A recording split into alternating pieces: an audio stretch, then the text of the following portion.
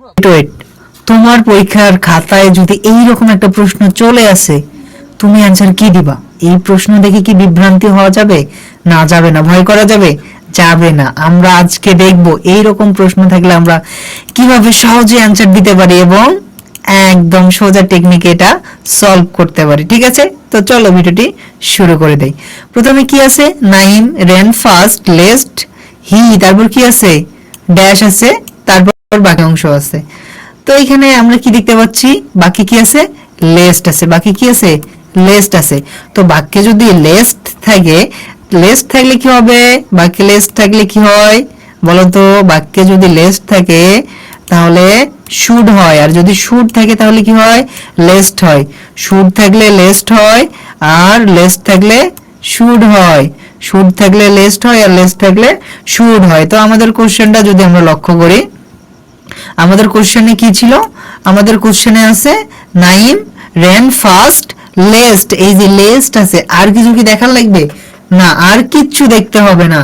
যখন তোমরা এরকম অপশন পেয়ে যাবা তখন কি করবা? লেস্ট থাকলে কি হয়? শুড হয়, শুড খুঁজবা। এই নম্বরে কি শুড আছে? নাই, তার মানে এটা কাটা। বি নম্বরে কি শুড আছে? নাই, তার মানে এটাও কাটা। ডি নম্বরে কি শুড আছে? নাই, তার মানে এটাও কাটা। কয় নম্বরে শুড আছে? সি নম্বরে, তার মানে অ্যান্সার কি? অ্যান্সার হচ্ছে সি। Answer C. আশা করি সবাই বুঝতে পারছো। যদি না বুঝো অবশ্যই কমেন্ট করবা। তো চলো আমরা আরো একটি উদাহরণ দেখে আসি, তাহলে আমাদের জন্য আরো সুবিধা হবে। তো এখানে যদি আমরা দেখি, এইখানে আবার প্রশ্নটা কি করছে?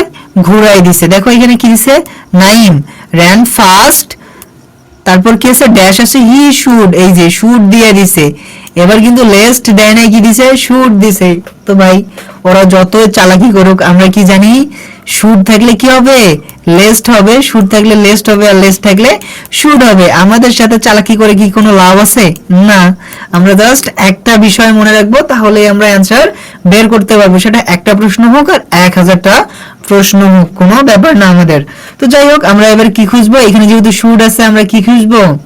লেস্ট খুঁজবো। এ নাম্বারে কি লেস্ট আছে? না। বি নাম্বারে কি আছে? না। তার মানে এগুলা কাটো। সি নাম্বারে কি আছে? না, এটাও কাটা। কোথায় আছে? ডি নাম্বারে। তো আমাদের অ্যান্সার কি হচ্ছে? D number. তো কারো যদি কোথাও বুঝতে অসুবিধা হয় অবশ্যই কমেন্টে জানাই দিবা। আর এরকম যদি ইন্টারেস্টিং ভিডিও তোমরা পেতে চাও তাহলে ফলো এন্ড সাবস্ক্রাইব করো আইডিয়াল এডুকেশনাল 8 কে।